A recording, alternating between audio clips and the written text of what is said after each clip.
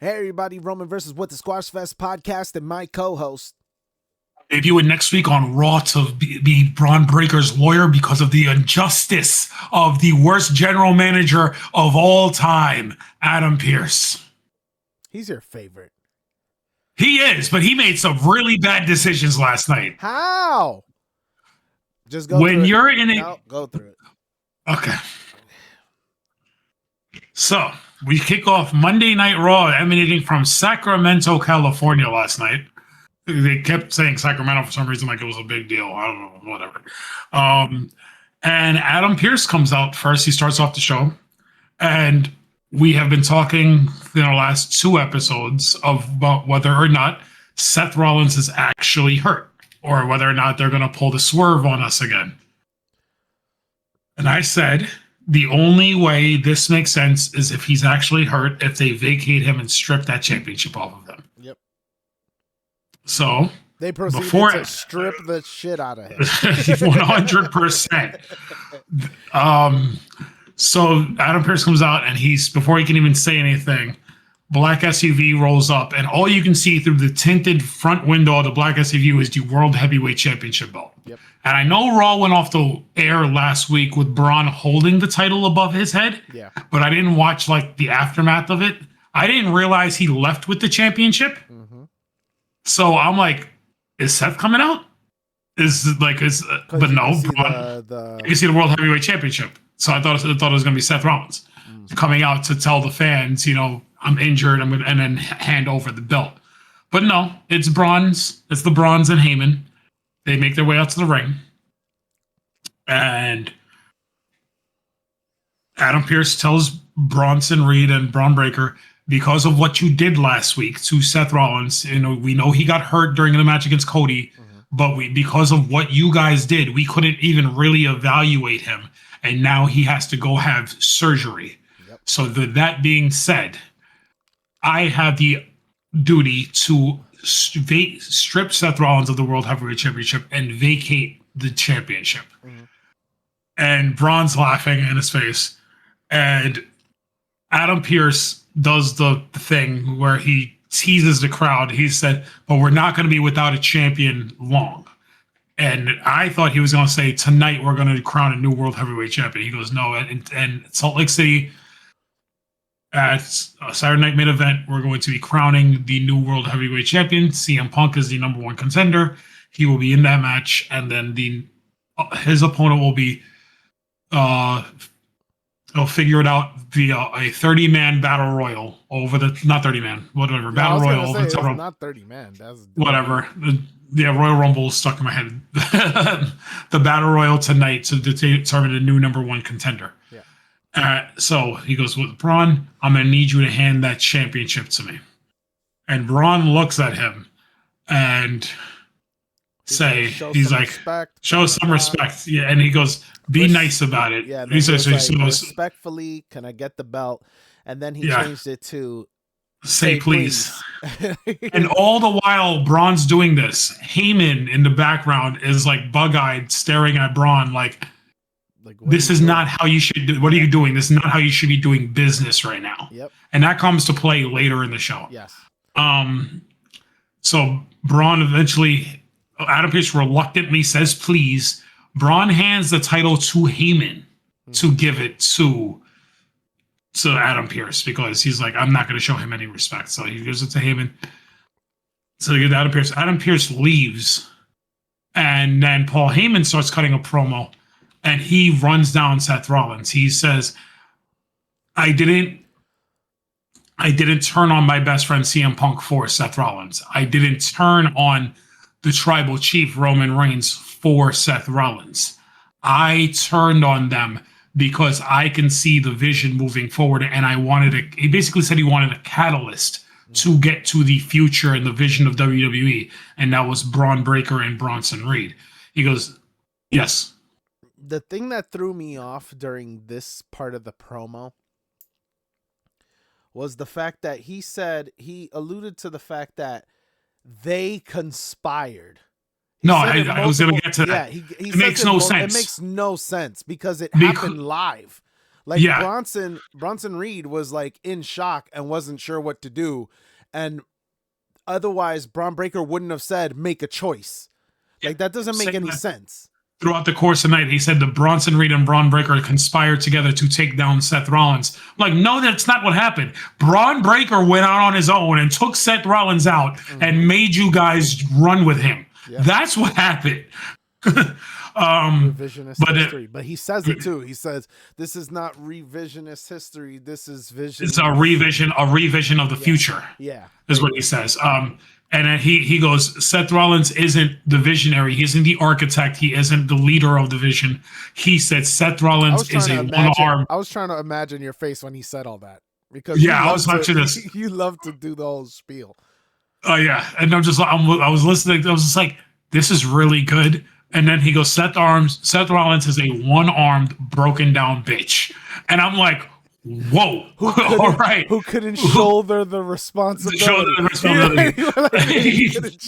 Heyman's amazing. Heyman's dope.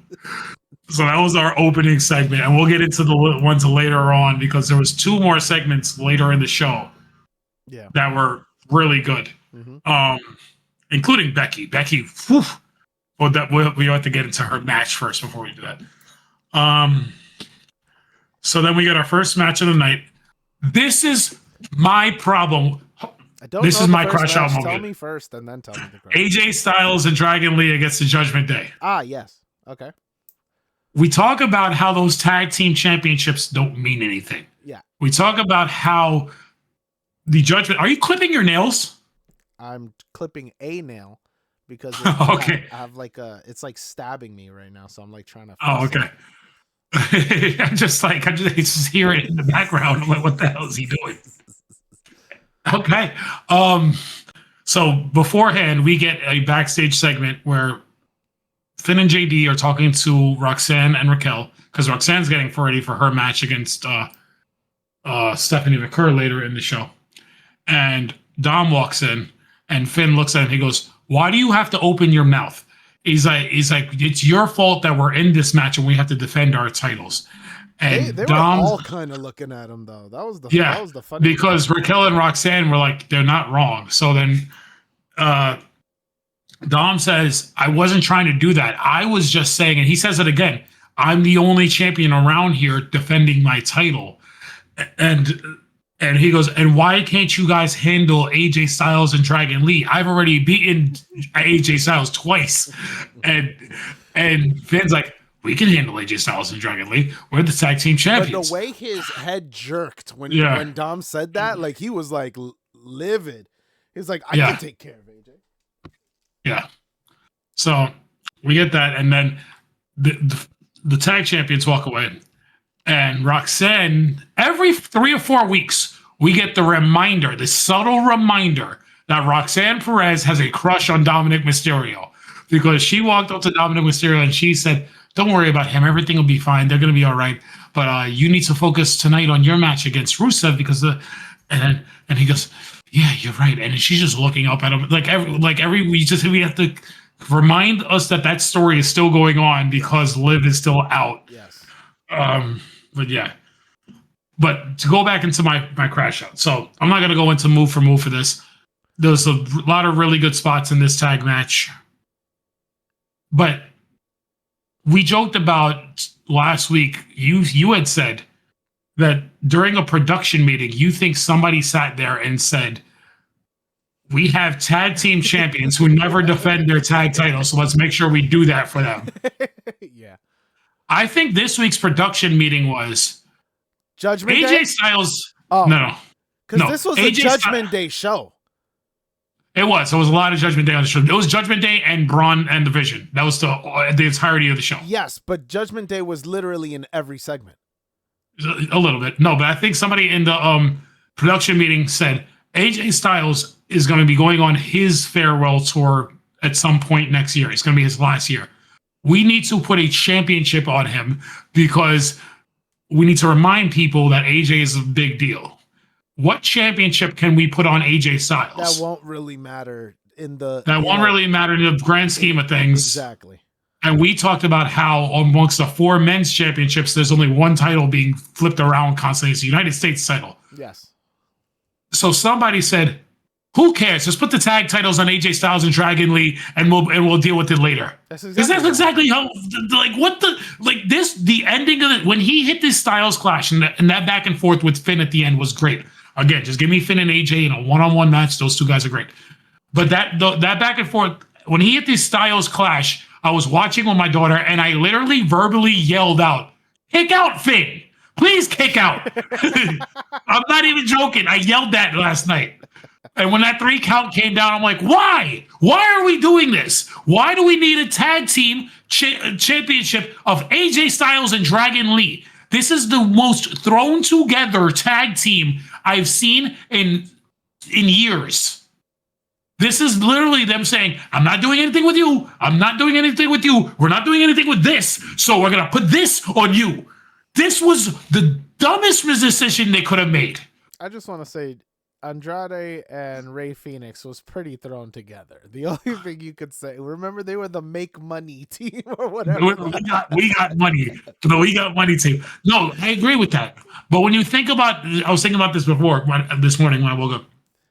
AJ Styles has a 25-year wrestling career going back to late day WCW when he was in a tag team back then called Air Raid. It was him and this other guy. That's the last time I can think of where AJ Styles was in a tag team. During his TNA run, he was a single star. I'm pretty sure he's had tag team championships with other people. But what I'm saying is, for 25 years, he's been a single star with who might have had some short tag team runs with people, but you've always thought of him as a single star. He's been in groups, he's been in the Bullet Club, he's been in Fortune, he's been in all these things. But putting him with a masked Mexican wrestler who might be 20 years younger than him, just to put a title on him for his final run, is the most imbecile thing I think WWE could have done right now. Give me he doesn't have to do the John Cena run, but give me the AJ Styles having great matches against people for his final run. Go ahead. So this is the only thing that was possible to give AJ Lee what he needs, which is some wins. AJ Styles. AJ Styles. Because every other time they use him, he's putting somebody else over, or he's getting screwed by Dominic and Grande Americano or the Judgment Day. He's getting screwed and he's losing all these matches.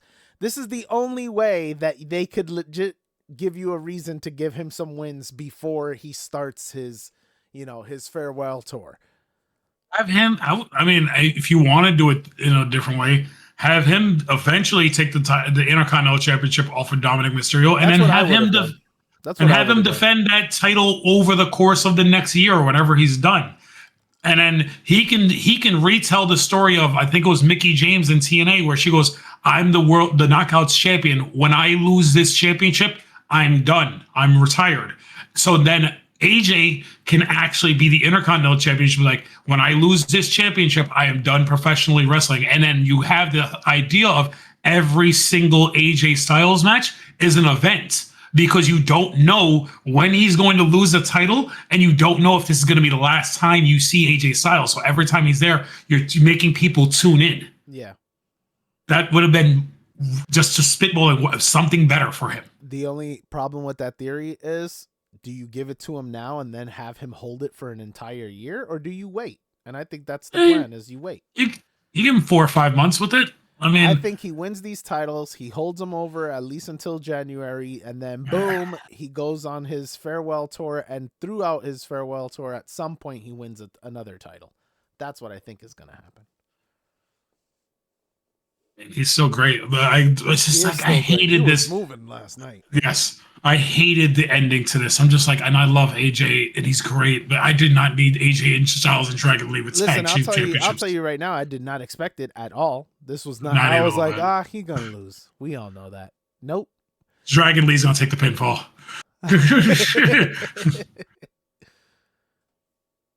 But yeah. All right, so let's segue into our Intercontinental Championship match between Dominic Mysterio and Rusev. The majority of this match is Rusev beating down Dominic Mysterio until Dominic Mysterio goes full on Eddie Guerrero. Like, it's the same thing he did last week with Penta. Like, but he got caught. But he got caught this time by Rusev. He was like, "I know you got this hammer," but the fact that he immediately, like, I was just watching, and I'm like, "Okay, this is the same stuff, but as soon as I saw him kick this guy in the nuts from behind, the pop that you would have heard from me, I was just like, "No, he didn't." So Rusev dominates his entire match. Towards the end, he throws Dominic Mysterio over the ring, the barricade. Because he was outside. He threw him on the announce desk first, and then Dom got up and then tried to like scurry to the barricade. And when he gets there, Penta comes out of nowhere, pops up from the timekeeper's area. He all the while Dominic Mysterio is holding both his championship belts because he was about to walk out. Yeah. Rusev grabs Dominic Mysterio, throws him over the timekeeper's area. He kind of hits Penta with one of the belts. And then on his way up, Dominic tries to discreetly grab the hammer because he was between the camera and the thing, but you can see him grab the hammer. And then he throws, Rusev throws him into the ring. Rusev grabs one of the titles. The ref stops Rusev. And while that's happening, Dom loads his boot up with the hammer. Drop kicks Rusev into the 619 position, goes for the 619. Rusev catches his foot, pulls the hammer out of Dominic's boot, and then goes to try to murder Dominic Mysterio with it. He went full on dwarf. I'm going to hit you like this over my head with the hammer. The referee grabs Rusev's arm. Rusev, instead of going back to attack Dom, decides, I'm going to argue with the referee while he's trying to get this hammer out of the ring. Yep. Dom hits a low blow from behind he kicks him in the balls from behind. And then it hits the 619 and then hits Frog Splash for the win. Dominic Mysterio retains his Intercontinental Championship. Hilarious. He's full on Eddie Guerrero right now. Like, it's just, and I enjoy it. If anybody's going to be doing it well, it's Dominic Mysterio. But it is what it is. Let's talk about the backstage between the Usos real quick.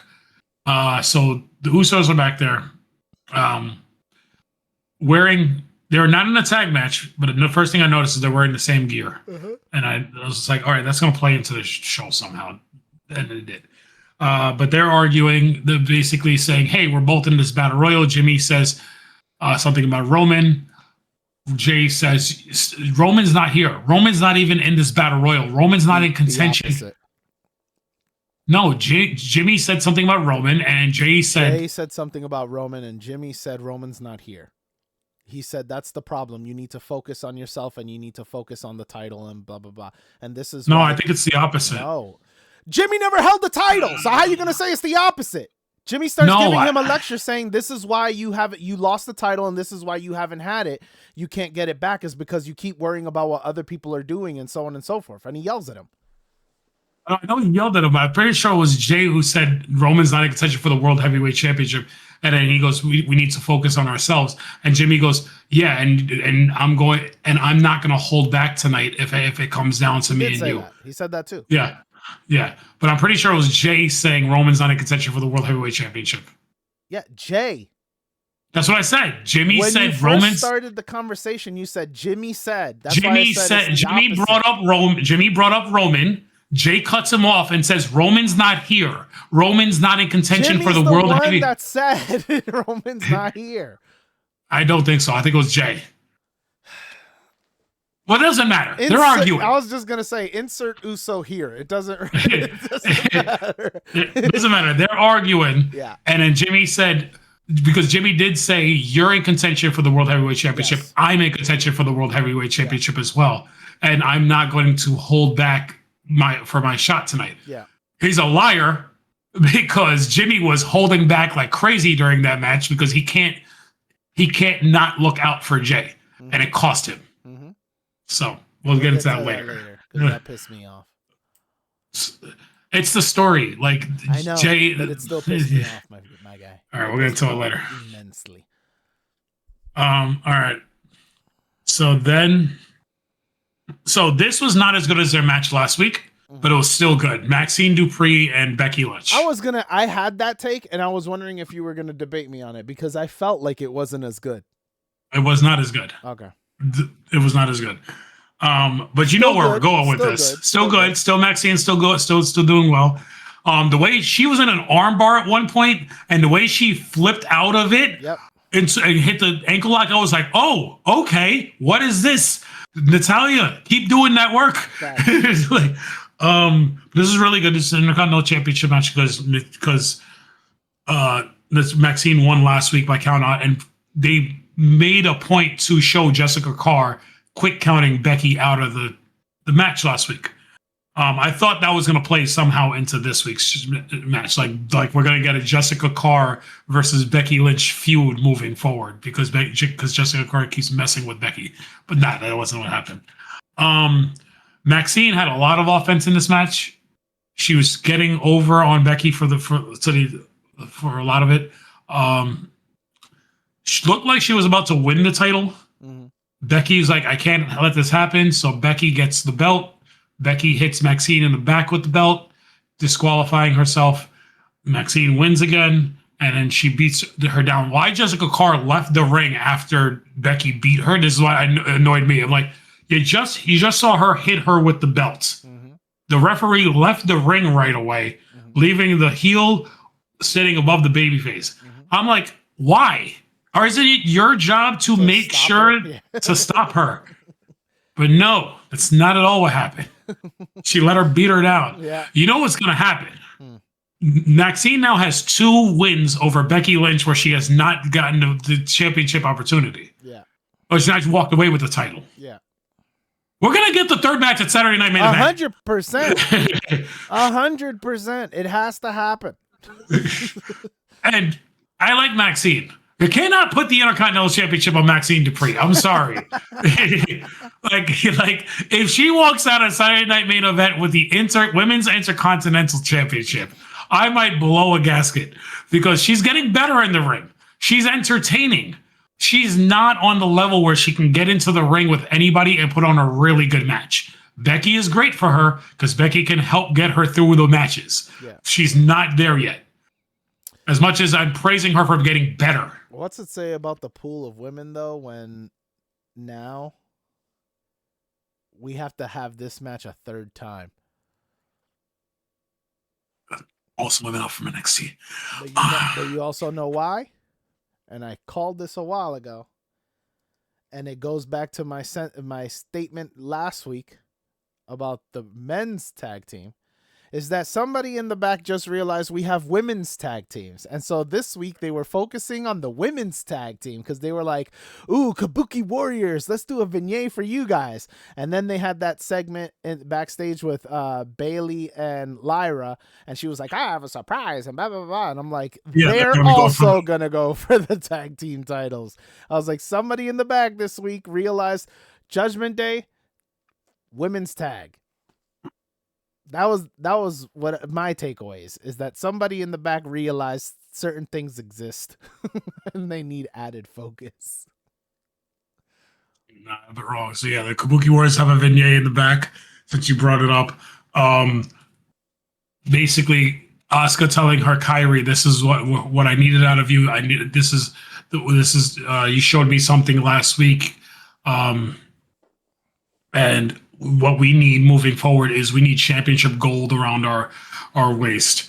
And they showed them with the tag titles. And then Asuka, they finished the promo with the Kabuki Warriors are back. Yeah. You didn't go anywhere. Facts. Like you can't say you're back. I think they just meant like in the terms of like we're, revitalized, because there were months there that they were there, but all they were doing was cheering on Io. Yeah. And then ever since then, the flip, now all they're doing is bashing Io, but they haven't really done much other than this current feud. That's why they're like, we need a new challenge, blah, blah, blah, blah, kind of to move on from this feud.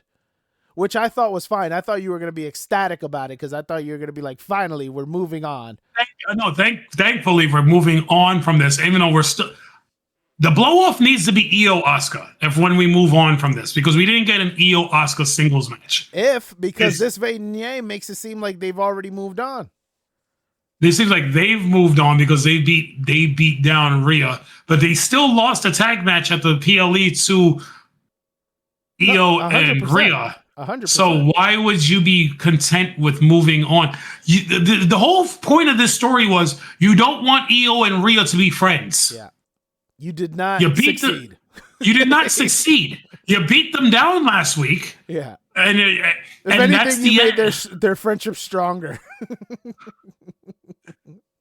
So we're just gonna be like, all right, we beat them down, we're done. You guys can be friends now. What? Like, that's not the point. The point is you're trying to get Io to move away from Rhea. Yeah.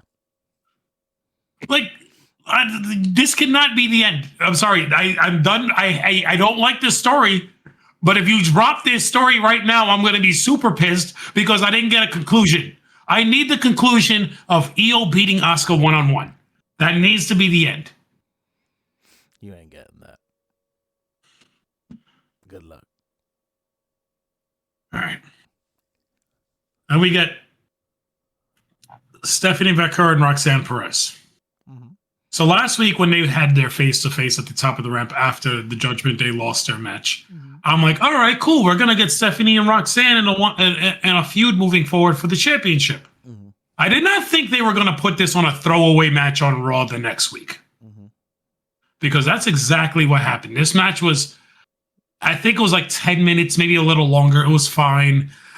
Again, these two women are great. They're great wrestlers. Look like $1 million. They can be in the middle. What? You got the wrong message from this match. The message from I wanted a prolonged feud that culminated at a PLE where these women had a banger match that would steal the show. But because I feel like that's not what we're getting. People were doing. Yeah, I peeped what we're doing. We're getting broken neck Bella back, who's going to be teaming with Stephanie Vaquer to take on the Judgment Day. Because we just realized we have women's tag team titles. So they're not doing Stephanie Vaquer and Nikki Bella for the women's tag titles. And so now we have to bolster up the ranks of this division. So we're just going to be focusing on making up tag teams. Let's go. We have one who barely speaks English and one Mexican who can't speak Spanish, and they're going to be in a tag team. I see no issues. Stephanie wins this match. Apparently they're friends behind the scenes.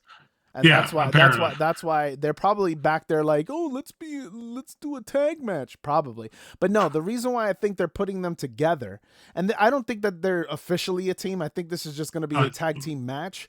But I think I can easily see it going a few weeks where they tag and then they one-on-one with the other one accompanying the other one to the ring. They're doing the same thing over and over. With Lyra and Becky against them. It's the same thing. So why I think they're doing that, though, is because I believe they're giving Nikki Bella the Charlotte treatment. Okay. Because right now, she gets like no pops. Mm-hmm. So you put her with Stephanie Vaquer, who gets massive pops. How about we just get the rub? How about we just send her back to California where she can do a podcast and focus on her wine business? No, I instantly, when you open your mouth and said, why don't we? I said, this guy is going to be disrespectful. She has a podcast that she does with her sister, and she has a wine company she has to run. Please, and she has alimony she has to pay because she beat down her husband. Please send her back to California, get her off my TV screen, let her focus on her life. And I don't need to see Nikki Bella anymore. She was mid when she was on top. She's less than mid now that there's actually decent women's wrestlers who outshine her every time she's in the ring. She's hitting invisible jump kicks on Becky Lynch. The Stephanie McCurry won this match and almost broke her leg trying to do a springboard something last night and slipped and banged her knee. I hope she didn't hurt herself, because even during the backstage when they're talking, I felt like Stephanie was hitting her lines, but she was in pain doing so. That's how I took that, because she was breathing heavily, and I'm just like, I hope she didn't hurt herself trying to do this. But no, I don't need Nikki Bella. I'm sorry. We have plenty of other talented women's wrestlers who are either on either show or ready to come up from NXT or TNA that we can put on Raw and SmackDown. We don't need Nikki Bella. I just want to say he does not speak for all of the Bella army, and we can ignore everything he just said. It's fine.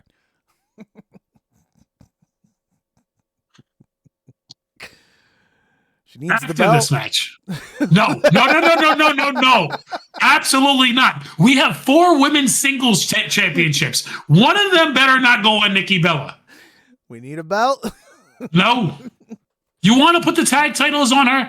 Fine. You don't do anything with those tag titles anyway. Those tag titles have been in existence for almost 9 years now. Look how we got him to turn around, guys. Look how we got him to turn around. Now he's saying, yeah, let's put a belt on her. Make it the tag team. A few minutes ago, he didn't care about women's tag team wrestling. And I never said I don't care about women's tag team wrestling. I'm talking about the division and the fact that they don't do nothing with the belt. For 9 years, they've done nothing with that belt. That's crazy. Okay, and now we're trying to rectify that all in one episode of Raw. Let us cook. We got a backstage segment where Paul Heyman walks up to Adam Pearce's office. And Adam Pearce walks out, and he goes, "Oh, just a man I wanted to see." The fact that he just popped out like that, though. He popped out. He goes, "I just got off the phone with WWE." I think he said creative or graphics department or something. The fact that I love that he referenced the graphics department, because they don't do that. They just act like these graphics just show up randomly after we make a match. So he goes, "I had to get off the phone with graphics, and I need to tell you something. Your boys, the Bronze, are no longer on the graphic." And Heyman's like, "Excuse me?" He goes, "Yes. Because of what they did tonight, and because of what they did last week to Seth Rollins, they are no longer in the #1 contenders battle royal tonight." Mm-hmm. And Heyman's like, "Are you serious? You can't do that." He goes, "I can, and I did." And Heyman's like, "Braun, they're the future of the company. You need to have them in this match." And he looks at me and he goes, "Say please." Mm-hmm. And then Heyman looks at him, he goes, "Mr. Pierce, respectfully, can you please add the Braun and Bronson back into this match?" And Adam Pearce goes, "No!" and slams the door in his face. And so Heyman's staring at the door. And Becky, who's pissed off because she just had to cost herself a match against Maxine Dupree, walks up on Paul Heyman.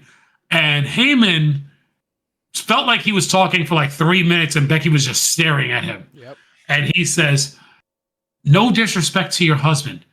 You're now the breadwinner in this family. And just because you have a hot husband at home, you can also still be part of the vision and have an adorable Oracle here as well." And Becky just looks at him. She grabs him by the tie and whispers in his ear, "I never liked you. You're a slime ball. My husband didn't need you. My husband knew who you were, and he used you. He knew you guys were going to turn on him. He just didn't know it was going to happen so soon. So he's going to be home, and he's going to be devising a plan." What? She didn't say that it was going to happen. He was surprised that it didn't happen sooner. Oh, she decided surprised it didn't happen sooner. Okay, that's what she said. Not didn't say. Okay, she said, so he's going to be home, and he's going to heal up. And when he gets back, he's going to take out every single person that's associated with you. So you and your little Nepo babies better watch out, because he's not going to attack you, but he's going to take everything around you that you hooked onto and burn it down. Immediately, somehow, they turned Becky Lynch babyface with that promo last night, because that's a babyface take. And we said last week, what is Seth Rollins going to be when he comes back? A babyface. He's 100% a babyface when he comes back. He's the Oracle Hunter when he comes back. Yeah. That's going to be his new gimmick. He's going to. When I heard what she was saying, it kind of alluded to the fact that he's been preparing and that he's cooking something, right? Mm-hmm. I don't know why.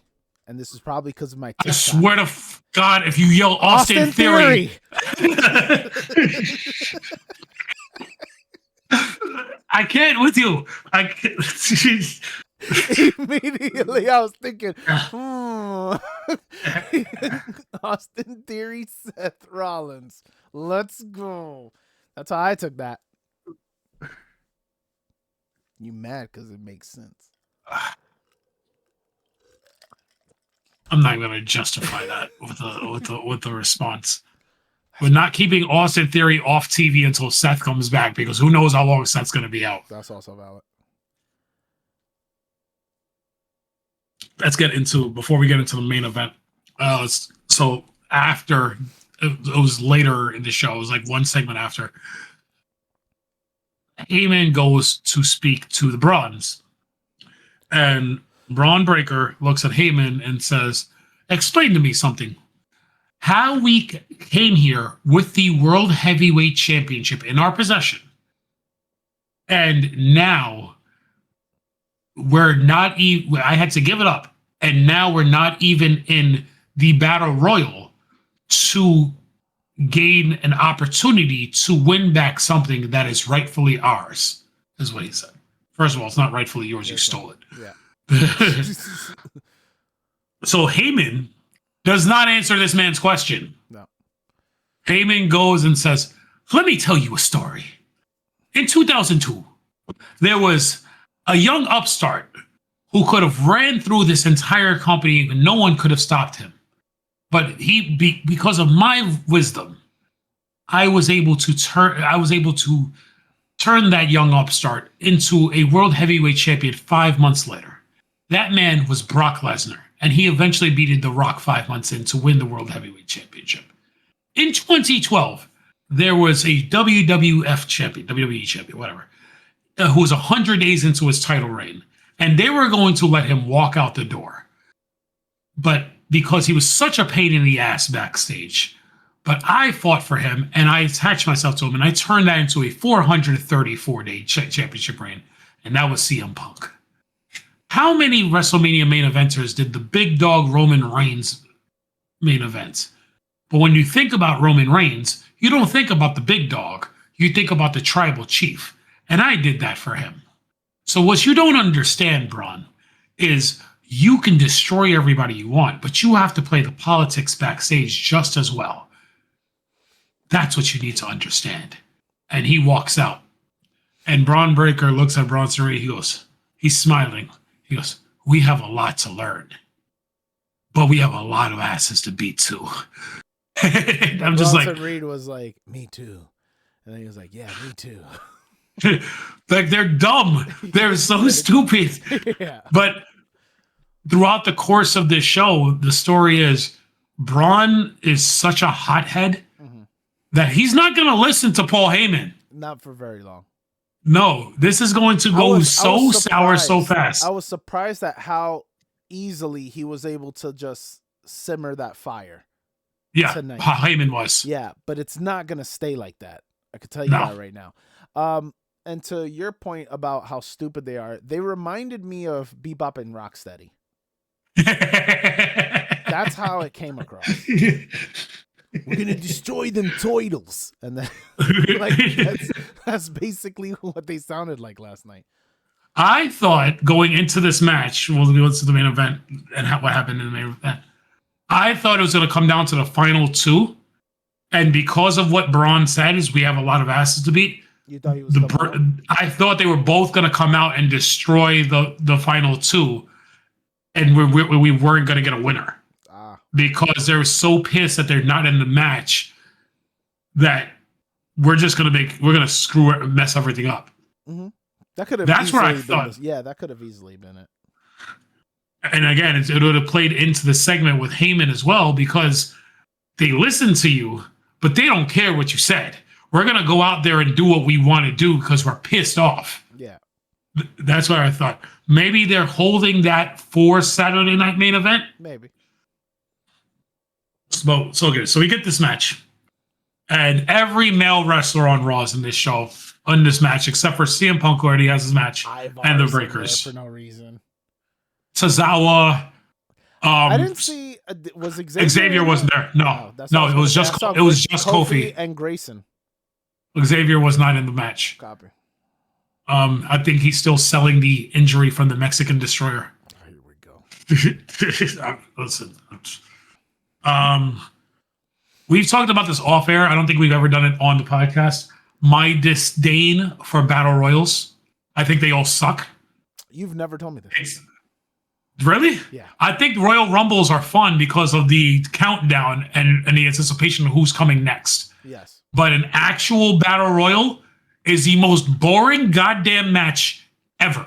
It's 15 minutes of guys punching, kicking, and throwing forearms until somebody gets eliminated. And everybody hitting spots in the That's center it. in the center where everybody else is on the outskirts pretending to knock people out.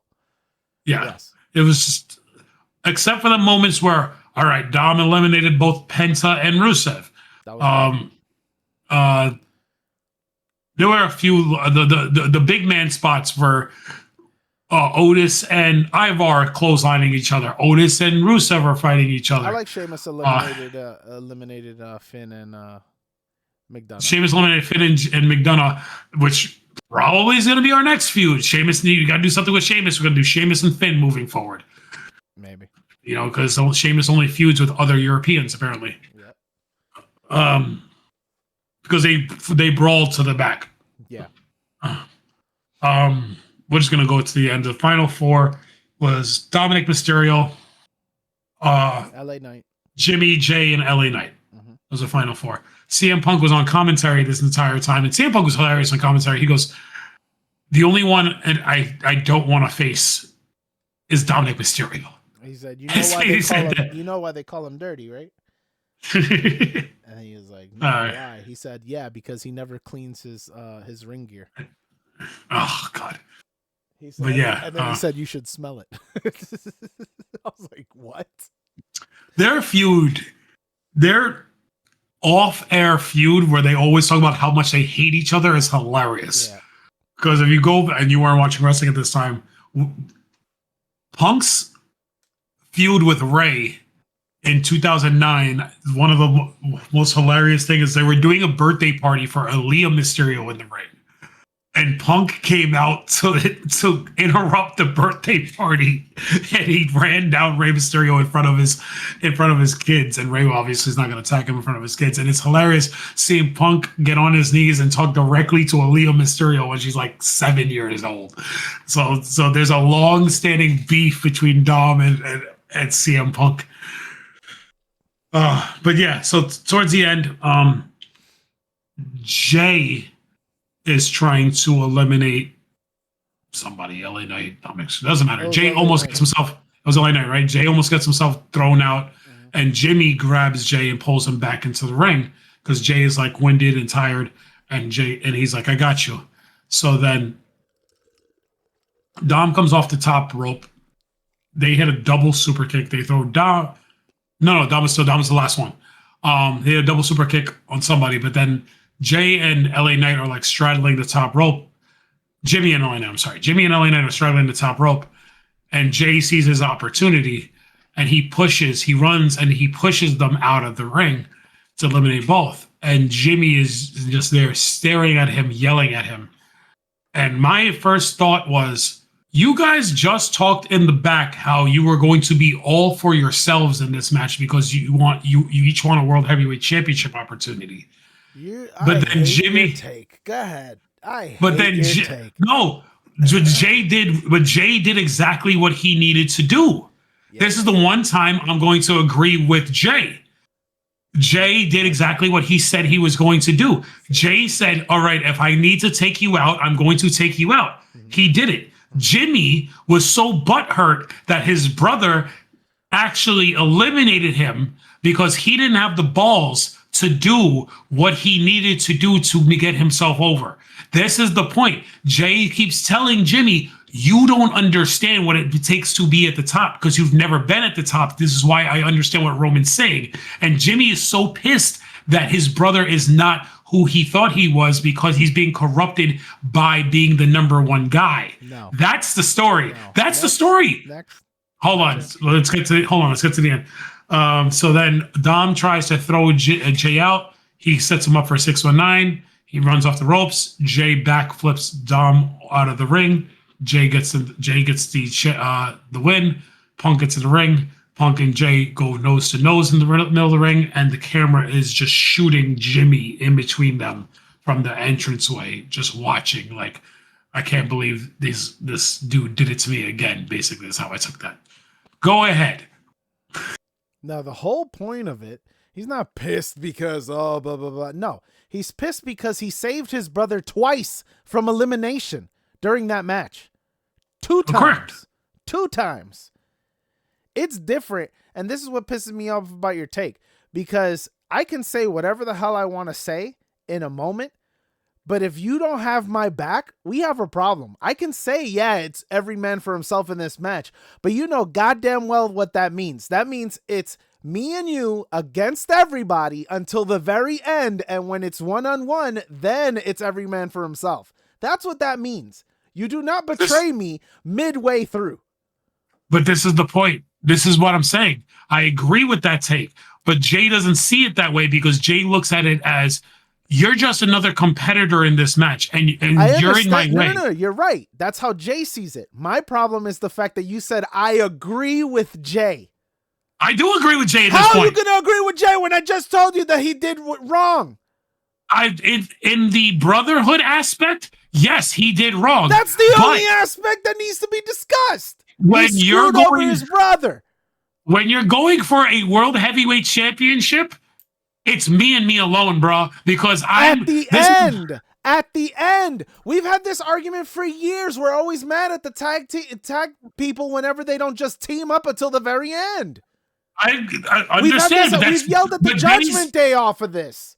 But Jay is taking Roman's influence and saying, I understand what you're saying now, that I am going to cut everybody down around me to get back to where I was a few months ago. Which is what I'm saying. It don't make it right. It doesn't make it right, but that's his mentality. His mentality is Jimmy. But you agree with it.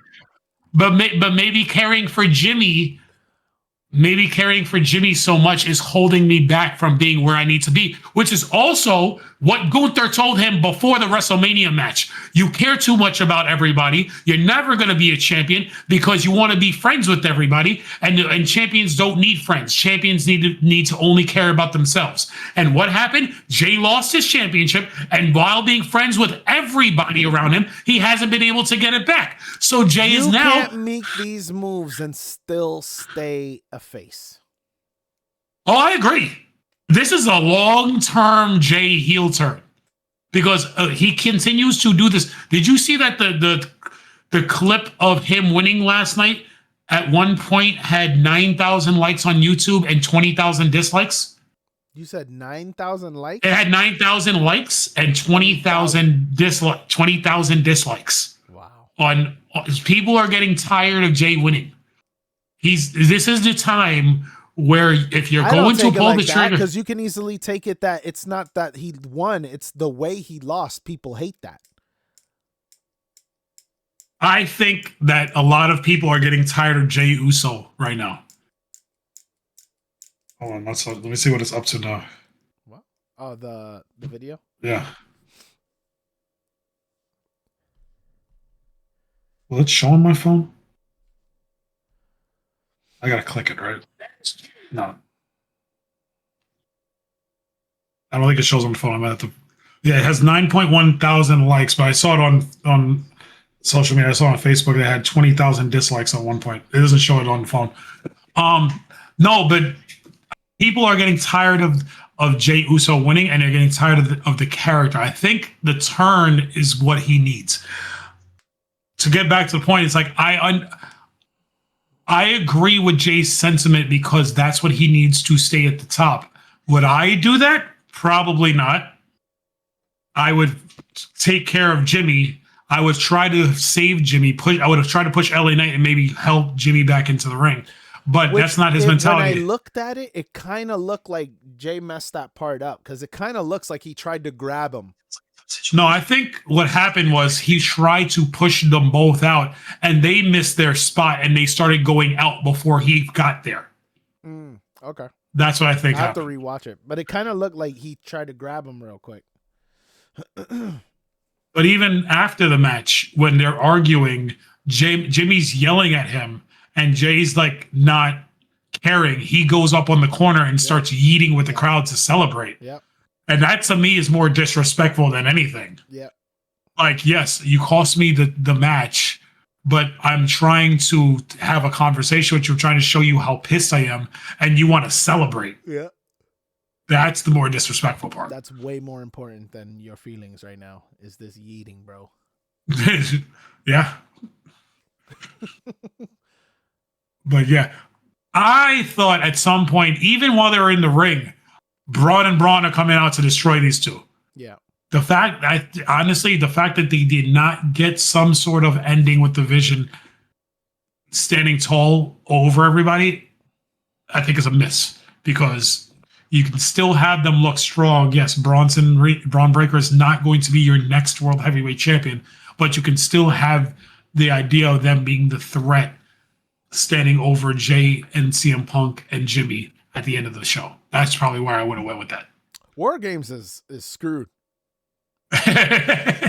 Who knows what's happening?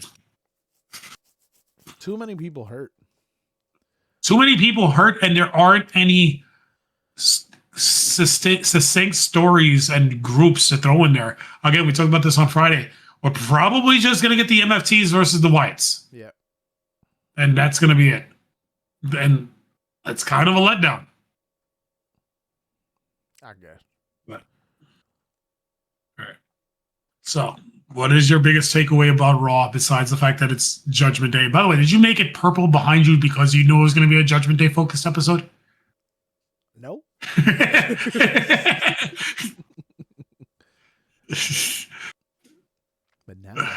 But now you're right. It's mad purple. My takeaway is that somebody in the back remembered there are women's tag team championships, and we need to build a division. And now we're gonna start pairing random people together. I mean, we didn't talk about the Lyra Bailey segment. You mentioned it, but we didn't break it down. Basically, Lyra's birthday is coming up, and Bailey said, "I have a surprise for you next week for your birthday celebration." And they're definitely going for the tag team titles. Yeah. Well, they're not going to have them feud with Becky again. We just got out of that. You never know. You never know. My takeaway is, where the heck is AJ Lee? She's on. She left. That was it. Her contract's over. The rumors were she signed a long-term deal with WWE. That's why they rumors. She was there for one match, got the submission victory over Becky Lynch, which should have been Becky versus her for the Intercontinental Championship moving forward, but nah. She hasn't been on TV. Punk's been without her, and it's just like, it's been like 2 weeks. It's been long. It's probably been 3 or 4 at this point. That's crazy. When was WrestlePalooza? Who knows? Because that's the last time we saw her.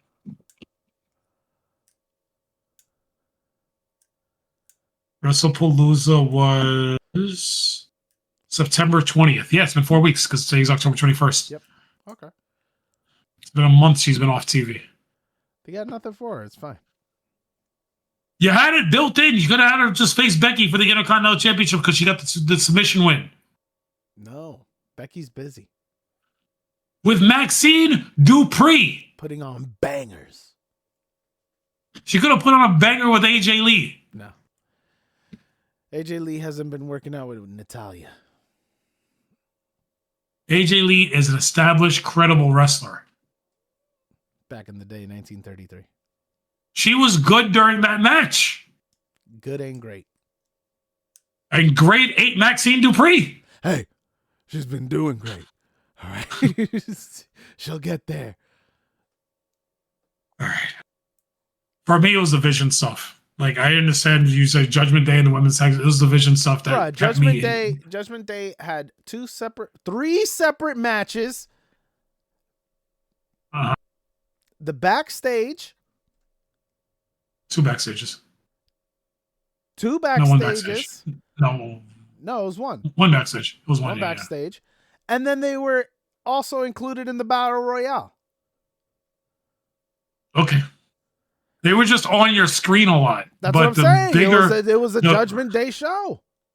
All right. Well, the bigger takeaway from this entire show for me was the Vision stuff. Like, that's what kept me entertained throughout the course of this show. Was all of the segments, including the Vision, all 3 of them were all done extremely well. And culminating. So I'm sorry, that Becky one was great. That was my favorite one of the 3, I think. Copy. But yeah, that was Raw. Yes, that was Raw. Anything for SmackDown? Yeah, let me look this up.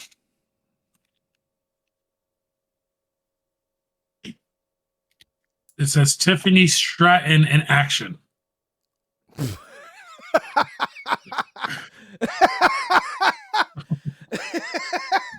Oh yeah, she's facing Kiana James. Okay. We talked about this the other day. In action. That's all we got. We got Tiffany Stratton versus Kiana James, and Fraxium versus DIY. Yeah. Or it says / Axiom versus Johnny Gargano. Okay. I don't know if they don't know if it's going to be a singles match or a tag match at this point. Okay. I guess. All right. Well, as always, we appreciate you guys for watching. You can catch us on Spotify, TikTok, iHeartRadio, YouTube, and we also have our solo TikToks. Definitely appreciate you guys commenting and sharing and doing all that cool stuff that you guys do. And we'll catch you on the next one. Peace.